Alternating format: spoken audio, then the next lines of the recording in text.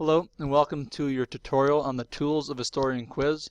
This is your first quiz, so we want you to be prepared and do well on it. Please take notes throughout this tutorial if you want. It'll help you study. Pause it, write things down, and you should do fine in tomorrow's quiz. The way the quiz is run is I've used an analogy all week of leaves on a tree. Trees are our themes. Here's a theme that we've talked about all week long. Tools and skills are needed to be able to understand history. You need to give me details to support the theme. So write in the directions, details to support the theme. But those details must be from the unit. So we're talking about tools and skills.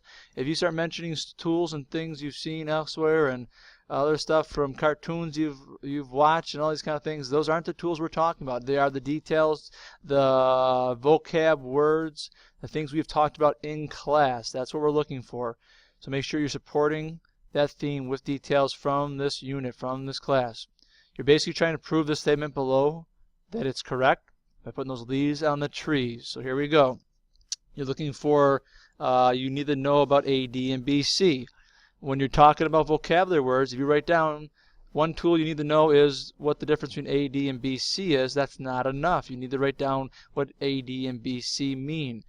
If you don't write that down, all I know is that you know the word, and you can write it down, but you don't know what it means. So you have to write down, you need to know that AD means Anno Domini and BC means before Christ, and also why that's important, because otherwise you could be off your timeline by 4,000 years. So make sure you make note of which date is which. So you need to write down the word, AD, BC, what it means, before Christ, Anno Domini, and then why those things are important to be able to understand and why they're needed to understand history. So that's what we're looking for.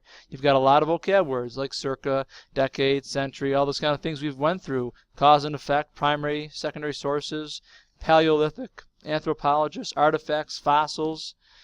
You can use a variety of them. Do you have to use all of them in that answer? No, you don't. This should be filled in. That's kind of your guide. If you've got 2 lines filled in, that's definitely not enough. I don't need every single vocabulary word defined and told me why, but if you use a majority of them, then you're getting credit for the quiz. So again, if you're talking about primary and secondary sources, you're talking about why you need to know, because is that a good source to use? If it's somebody talking about what happened 100 years ago, is that as reliable as a photograph, which is a primary source, compared to someone who wasn't there? Probably not. So a primary source, as you're defining it, is someone who's there, and it's important because that actually captures a moment in time. So make sure you're telling us why that things are important, why they're needed to be able to understand history. You need to define the word. Don't just give me the vocab word, because that's not going to be enough. And those vocab words, those details you're telling me must be from this class. Review your vocab sheet, use the majority of them, and you should be fine. See me before class if you have any questions, but you are well prepared for this first quiz. Good luck. Remember one last thing. Use a blue pen. You need a blue pen on these quizzes. Please bring one to class. Thank you. And fill in your wilts. Don't forget that. Those are another great thing to study from. Good luck. Thank you.